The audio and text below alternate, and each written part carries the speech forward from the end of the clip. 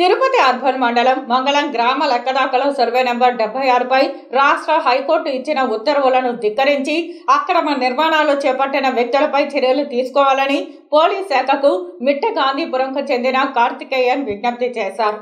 Tirupati press club లో ఆదివారం ఏర్పాటు చేసిన విలేకరుల సమావేశంలో ఆయన మాట్లాడుతూ సర్వే నెంబర్ 76లో తన నానమ్మ తాత నుంచి పద్మ తమకు ఎస్ఆర్ నెంబర్ 17/11A 1981 ద్వారా 1982లో సెటిల్మెంట్ పట్టా మంజూరు చేశారన్నారు. మంజూరైన సెటిల్మెంట్ పట్టాపై ప్రభుత్వంకు తమకు 42 ఏళ్ల పాటు కోర్టులో సెటిల్మెంట్ రాజ్యం జరిగి 2022 ఆగస్టు 1వ తేదీన సెటిల్మెంట్ పట్టాగా నిర్ధారించబడిందన్నారు. అయితే ఈ నెల 15వ తేదీ కొందరు దౌర్జన్యంగా తమ అధీనంలో ఉన్న స్థలంలో గది నిర్మాణం చేశారన్నారు. దీనిపై పోలీసులకు ఫిర్యాదు చేశామని పోలీసులు ఎదుట ఎటువంటి డాక్యుమెంటు చూపలేదన్నారు. అక్రమంగా ప్రవేశించిన సదరు వ్యక్తులపై పోలీసులు కఠిన చర్యలు తీసుకోవాలని విజ్ఞప్తి చేశారు.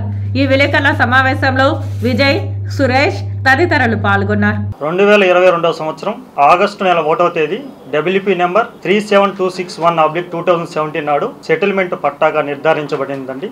ఈ భూమిలో 2 రోజుల ముందు అనగా 15వ తేదీ మన మీడియా సోదరులే కల్లూరి హేమాద్రి NTV రిపోర్టర్ అంటండి, ఆయన నిర్మలమ్మ, నగీమా, జయంతి, దామినేడు వాళ్ళు వీళ్ళందరూ షెడ్యూల్ క్యాస్ట్కి సంబంధించిన వాళ్ళండి. వీళ్ళందరూ దౌర్జన్యంగా నేను ఏర్పాటు చేసిన సైట్లో ఏర్పాటు చేసినటువంటి సైన్యుడు బోర్డును తొలగించి అక్రమంగా భూ కట్టడాలు చేయడానికి ప్రయత్నించారండి. ఆ విషయాన్ని నేను అప్పుడే తిరుచానూరు పోలీసు వారికి తెలియపరిచాను. పోలీసు వారు ఇరువురిని పిలిచి మంగళం అవుట్ పోస్ట్ లో మాట్లాడమని చెప్పారండి. పోలీసు వారు 4 రోజుల ముందు మమ్మల్ని ఇరువురిని పిలిపించి మీ రికార్డులు ఏమున్నాయి తీసుకురమ్మని చెప్పారు.